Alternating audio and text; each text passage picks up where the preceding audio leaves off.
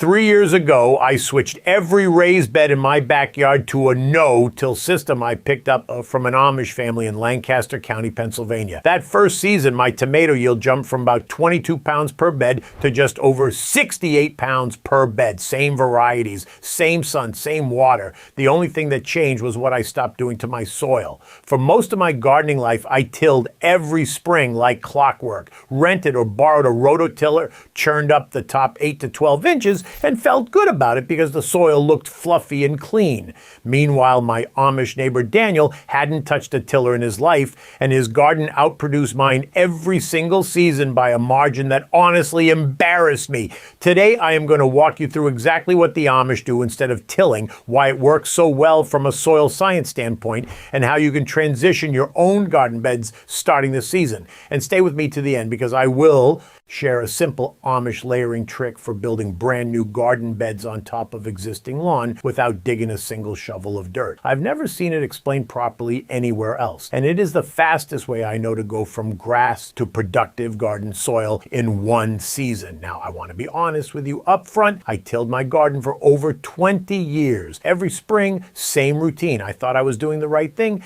Every book I read, every extension office pamphlet I picked up told me that tilling was how you prepare a garden. You loosen the soil, you mix in your amendments, you give your plant roots a nice soft medium to grow into. If you have been doing the same thing, I am not here to tell you that you were wrong. I was right there with you doing the exact same thing, getting the exact same mediocre results, and wondering why my neighbor's garden looked like it came out of a magazine. Then I spent a full growing season paying close attention to what Daniel and his family were actually doing across the fence line, and I saw something that completely reset my understanding of what soil needs to thrive. Picture an Amish kitchen garden in mid-July, 8, 10, 12 people sitting down at that table 3 times a day. Every square foot of that garden has a job. Nothing is decorative, nothing is wasted. When you are feeding a family that size from a plot that might be a quarter acre or less, you cannot afford a method that looks good on paper but underperforms in the ground. Daniel explained it to me this way one afternoon while we were leaning on his fence. He said, the soil is not dead. It is full of life. If you tear it apart every spring, you have to start over every spring. But if you leave it alone and feed it from the top, it gets stronger every year, and stronger soil grows more food. That is not a philosophy about living gently with nature. That is a survival strategy for a large family on limited land. Every shovelful of compost, every inch of mulch, every decision about what not to disturb comes from a practical need to get the most food out of the least space with no synthetic inputs and no expensive equipment. And what modern soil science is now confirming is that the Amish had it figured out generations ago. Here is what you need to understand before we get into the method. When you run a tiller through your garden, you are doing 3 things that directly work against your harvest. First, you are destroying the fungal networks in your soil. Mycorrhizal fungi form long, thread-like structures called hyphae that extend the reach of your plant roots by as much as 100 times. Research out of Oregon State University has shown that these fungal networks help plants access phosphorus, zinc, and water from far beyond what the roots alone could reach. One pass with a rototiller shreds those networks to pieces. They can take an entire season or longer to rebuild, which means your plants spend the first half of summer with a fraction of the nutrient access they should have. Second, you are bringing buried weed seeds to the surface. There can be tens of thousands of dormant weed seeds per square foot in your garden soil, sitting too deep to germinate. Tilling rotates them up into the light and gives them exactly what they need to sprout. So that fluffy, clean-looking bed you just tilled, give it 2 weeks and it will be a carpet of weeds. You created that problem with the tiller. Third, you are collapsing soil structure. Healthy garden soil has a network of channels and pore spaces created by earthworms, root growth, and microbial activity. This structure is what allows water to drain properly and air to reach root zones. Tilling collapses those channels. The soil looks loose on day one, but after a couple of rains, it compacts harder than it was before you started, especially if you have any clay content. And most of us do. So here is what Daniel and his family do instead, and how you can start start doing it yourself right now. The foundation of the entire Amish no-till system is building up instead of digging down. Every year, instead of breaking the soil apart, you add layers of organic material on top and let biology do the mixing for you. Think of it like building a living lasagna one layer at a time, and the earthworms and microbes are your kitchen staff. Here is exactly how to set this up on existing garden beds. In early spring, 3 to 4 weeks before your last frost date, start with whatever soil you have. Do not dig it. Do not turn it. If there are old crop residues from last season, leave them. Cut them down to soil level if they are tall, but leave the roots in the ground.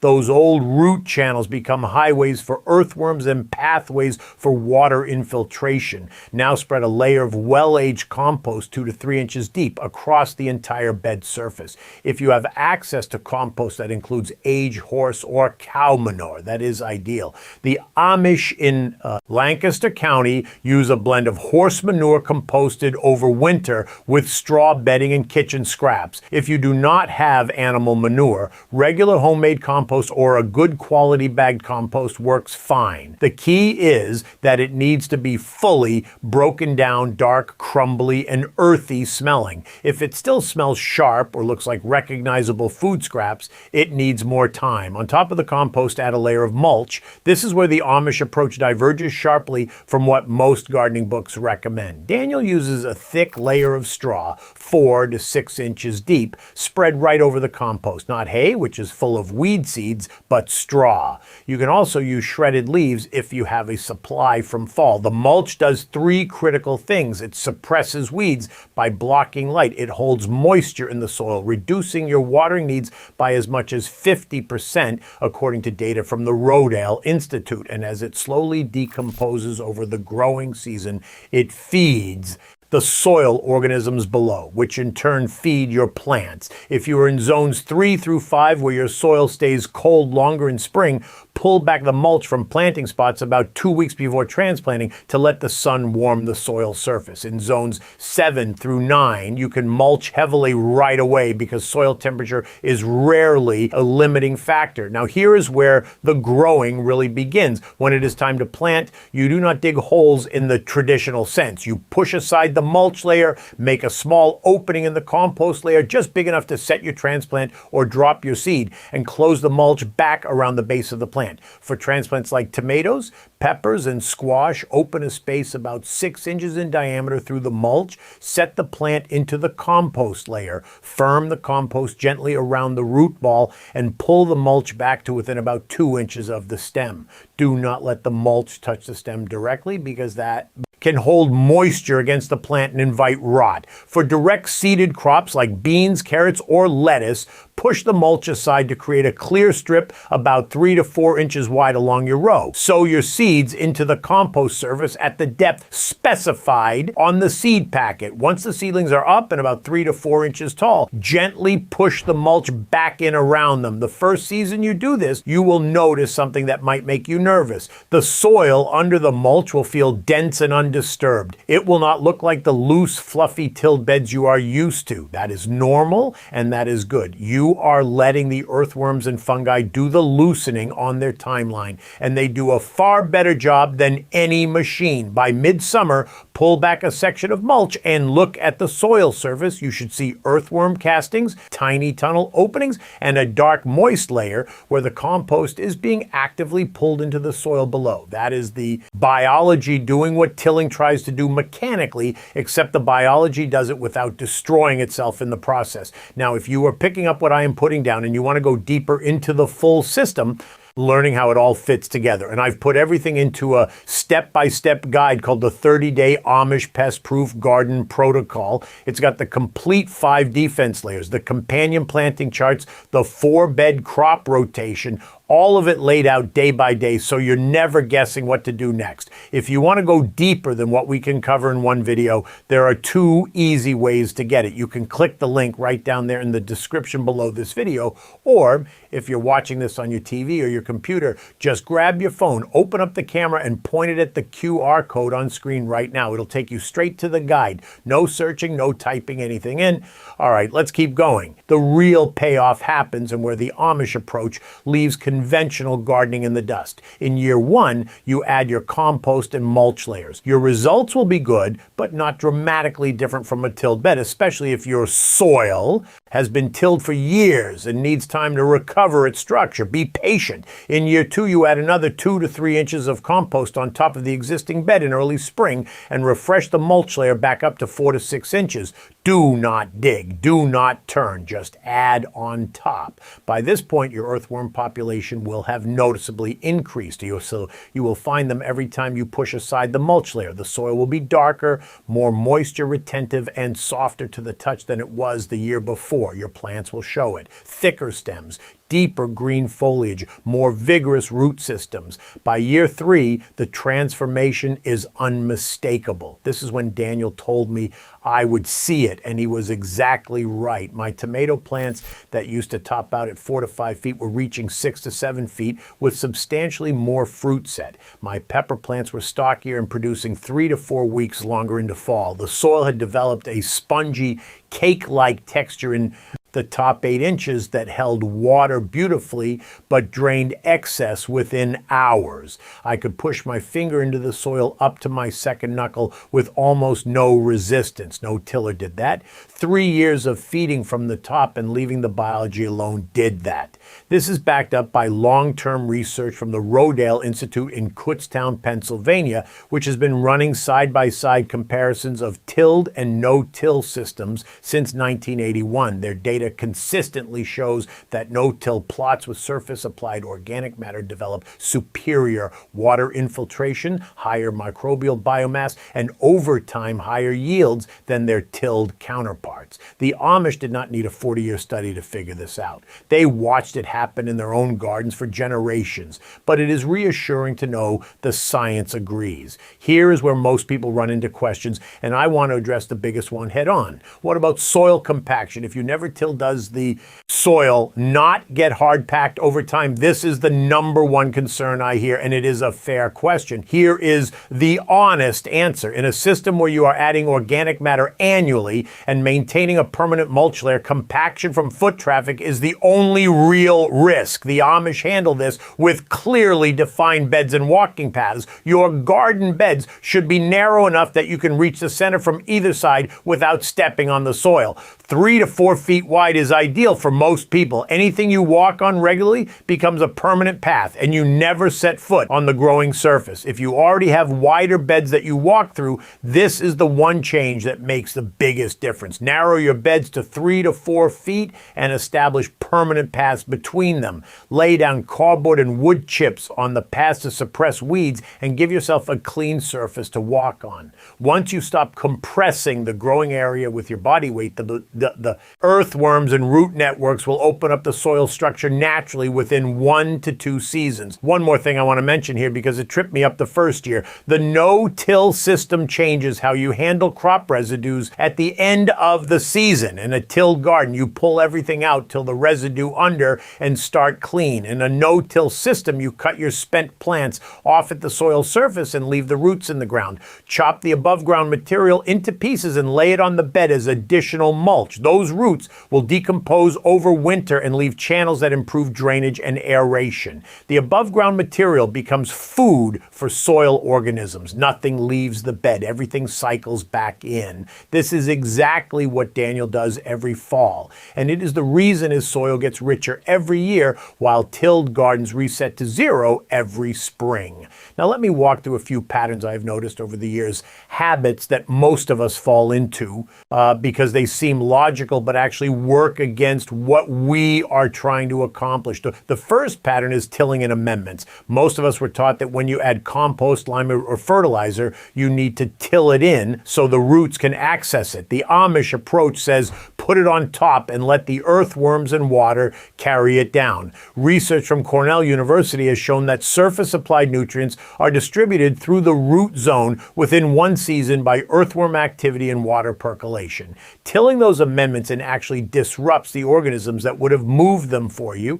The second pattern is breaking up soil in spring because it looks compacted from winter. That hard surface you see after snow melt is usually just a crust. Underneath, if you have been mulching, the soil structure is intact. Add your compost layer, refresh the mulch, and within 2 to 3 weeks of warming temperatures, the crust breaks down on its own. I used to grab a garden fork every March and start jabbing at my beds, convinced I was helping. I was not. The third pattern is removing all organic debris in fall for a clean-looking garden. I did this for years. Raked everything out, bagged it up, sent it to the curb. I was literally exporting fertility from my garden and then buying it back in bags the following spring. The Amish never take organic matter out of the garden. Everything that grew there stays there and feeds the next generation. It is so simple it almost feels like cheating, but it is just common sense when you think about it. The fourth pattern is double digging new beds. I see this recommended constantly in gardening books and videos.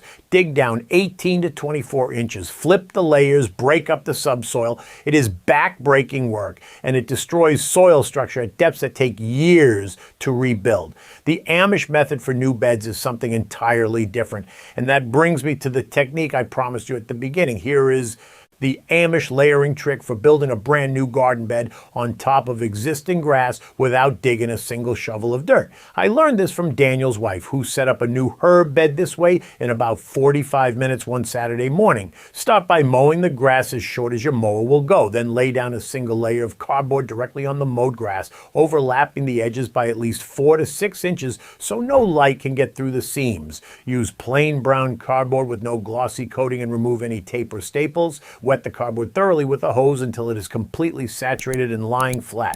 On top of the wet cardboard, spread 3 to 4 inches of aged compost. On top of the compost, add 4 to 6 inches of straw or shredded leaf mulch. Water the entire bed deeply. That is it. If you build this bed in early to mid-spring, the cardboard will kill the grass beneath it by blocking all light. By the time the cardboard decomposes, which takes roughly 8 to 12 weeks, depending on moisture and temperature, the grass roots underneath are dead and decomposing, adding even more organic matter to the soil. You can plant transplants directly into this bed within 2 to 3 weeks of building it by simply pushing aside the mulch, cutting a small X in the cardboard, and setting the plant through into the compost layer. For direct seeding, wait until the cardboard has fully softened, usually 6 to 8 weeks. I built 2 new beds this way 3 seasons ago, and they are now among the most productive spots in my entire garden. The soil underneath, which was compacted clay lawn soil when I started, is now dark,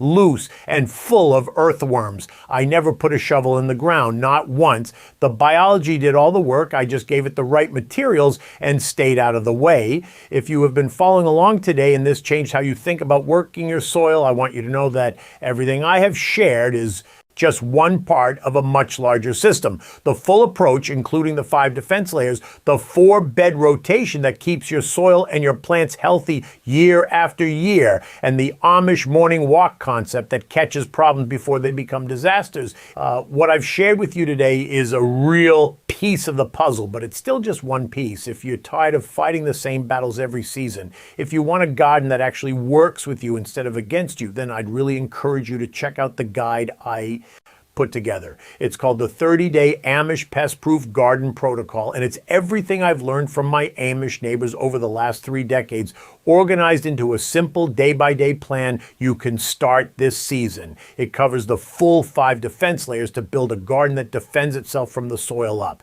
It's got the complete 4-bed crop rotation system that stops disease and pests before they ever get a foothold, and it includes a companion planting field guide so you know exactly what to grow next to what and why. Now, there are 2 easy ways to grab it. The first way is to click the link in the description right below this video. Just scroll down a little and you'll see it. The second way, if you're watching on a television or a computer screen, is to take out your phone, open up your camera like you're going to take a picture, and hold it up to the QR code you see on screen right now. A little link will pop up at the top of your phone screen. Just tap that. And it'll bring you right to the guide. No typing, no searching. Either way works. I think it's the best investment you can make in your garden this year.